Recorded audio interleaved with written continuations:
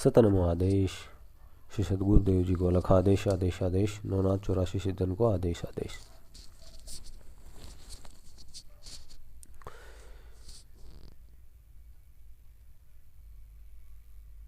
आजकल जो लोग भक्ति भाव, पूजा अर्चना, गुरु से अपना संबंध बनाते हैं और अपने आप को गुरु भक्त कहते हैं या अपने आप को मानते हैं कि हमसे बड़ा कोई गुरु भक्त नहीं है,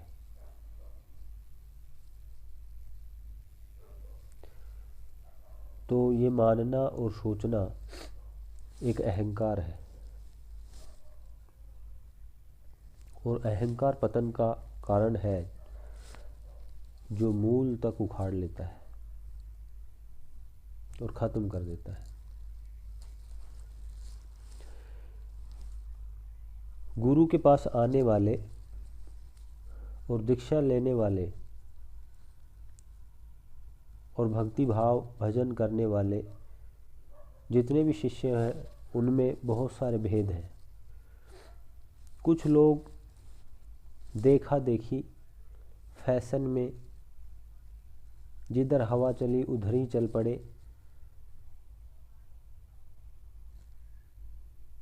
दरिया के किनारे पड़ा वो कूड़ा कचरा कबाड़ जो पानी के सहारे बहना शुरू हो गया,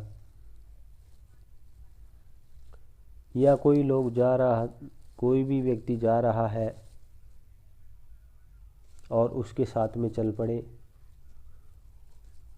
गुरु के यहाँ पहुँच गए और दीक्षा ले रहे हैं।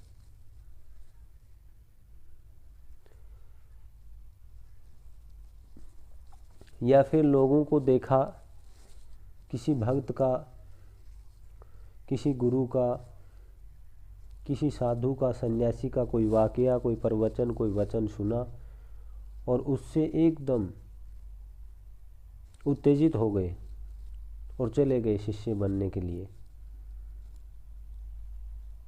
बहुत ज़्यादा लोग ऐसे ही होते हैं जो जुनून में आकर मजनू बनकर एकदम पागलपन करके, जिन्हें कोई होश तक नहीं है कि तुम कहाँ जा रहे हो, क्या कर रहे हो, क्या करने वाले हो, परिस्थितियों के दीवाने होकर बिना सोचे समझे ही दीक्षा ले लेते हैं, गुरु मंत्र ले लेते हैं और चल पड़ते हैं। बाप के साथ चले गए, बैठे खुद भी दीक्षा ले ली, माँ के साथ चले गए, बहन के साथ चले गए, बीवी के साथ चले गए, किसी दोस्त के साथ चले गए, किसी रिश्तेदार के साथ चले गए और गुरु जी से दीक्षा ले ली। फैशन में,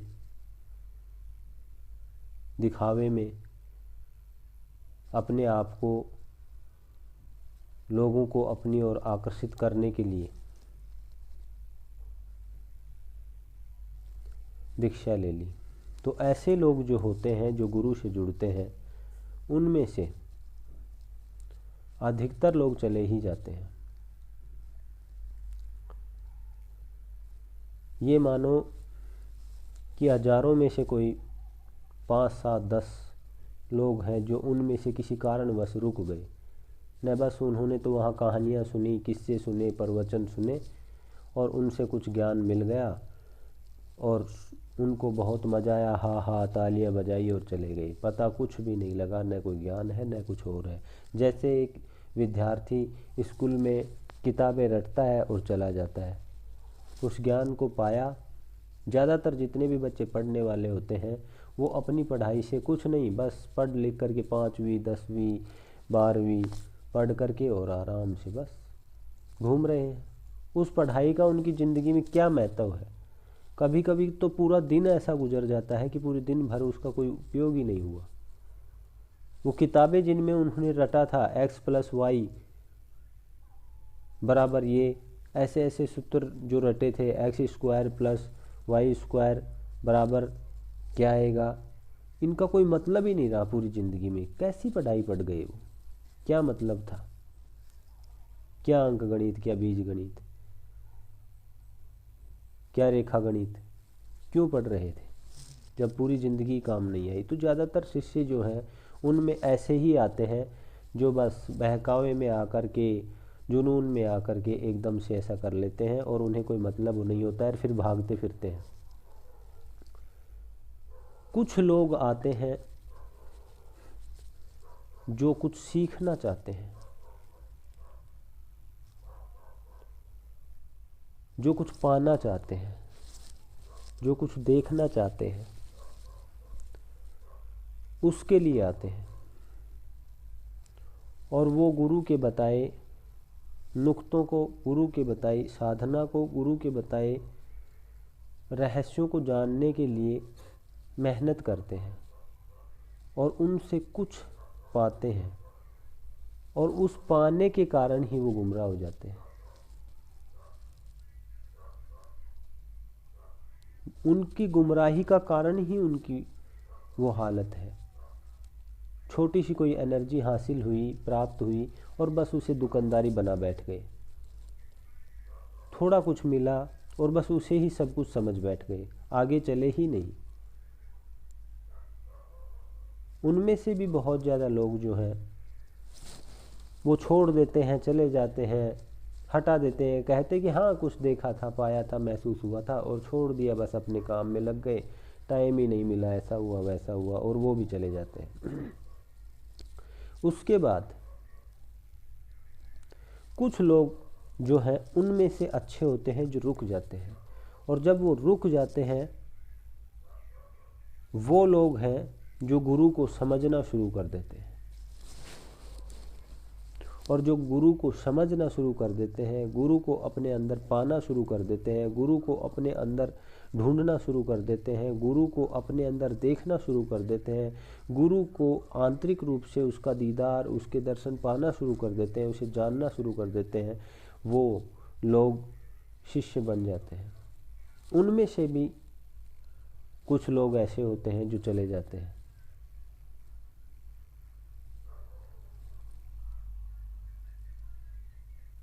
कारण क्यों चले जाते हैं? जब उन्होंने गुरु को देख लिया, जब उन्होंने गुरु को पा लिया, जब उन्होंने गुरु को अंदर से महसूस कर लिया, उसके बाद भी भाग गए वो।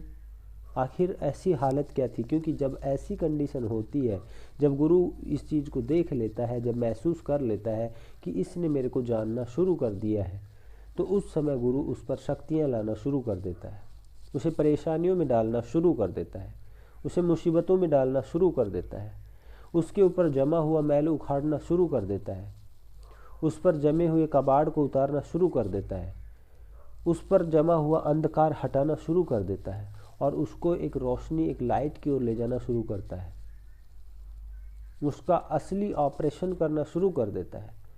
और जब वो उस परेशानी में, उस दुख में, उस आफत में गिरता है, उस दुख परेशानी से जूझता है, तो उस समय वो भाग खड़ा होता है, वो चला जाता है, वो छोड़ देता है, बहुत परेशान हो जाता है, बहुत दुविधा में पड़ जाता है और चला जाता है। तो वहाँ से भी बहुत लोग चले जाते हैं, कुछ लोग वहाँ से बचते हैं।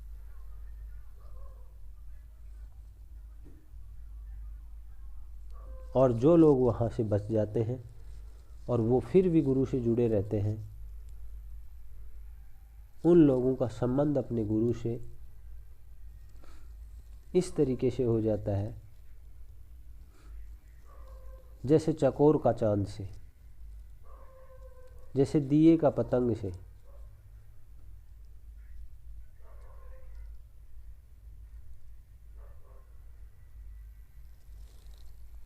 जैसे कुमोदनी का फूल जो है उसका चांद से, जैसे भंवरे का फूल से। और वो मस्त हो जाते हैं जैसे मीरा का श्री कृष्ण से, जैसे राधा का श्री कृष्ण से। इसी प्रकार से उनका प्रेम, उनका प्यार, उनकी भक्ति, उनका समर्पण गुरु के प्रति इतना गहरा हो जाता है कि वो गुरु में हर वक्त समाये रहते हैं और गुरु उनमें।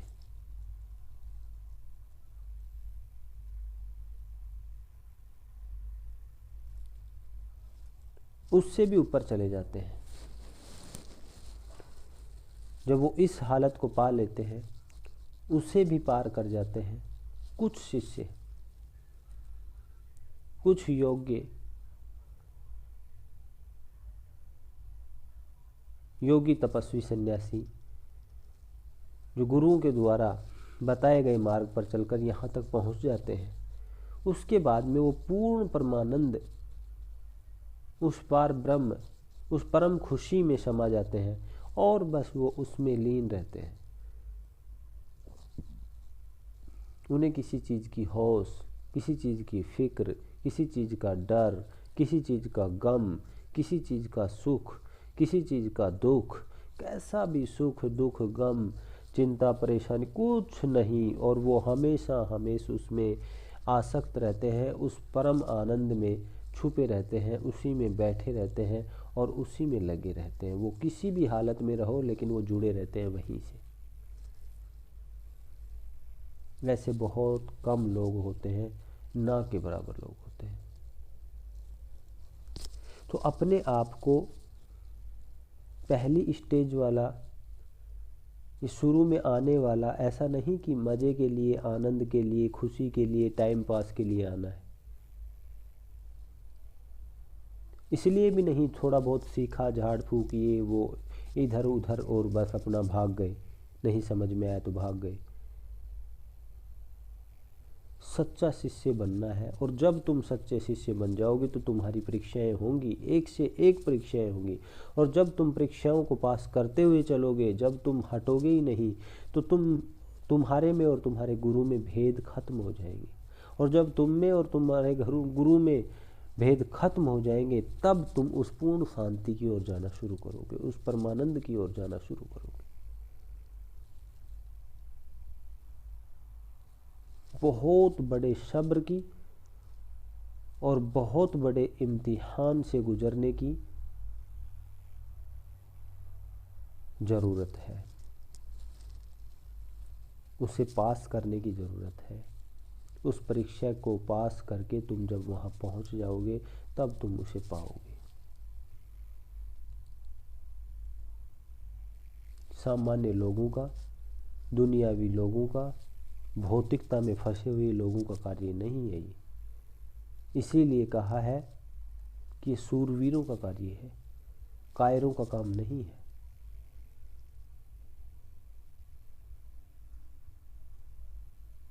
उच्च कोटि के साधकों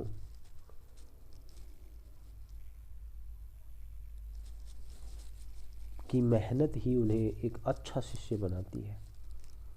लोग भागते हैं और कहते हैं कि गुरुजी मुझे ज्ञान दे दो, और सोचते हैं कि मैं गुरु बन जाऊं। गुरु बनने से पहले एक सच्चा शिष्य तो बन जा।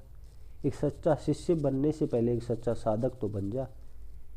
एक सच्चा साधक बनने से पहले एक सच्चा सुनने वाला तो बन जा।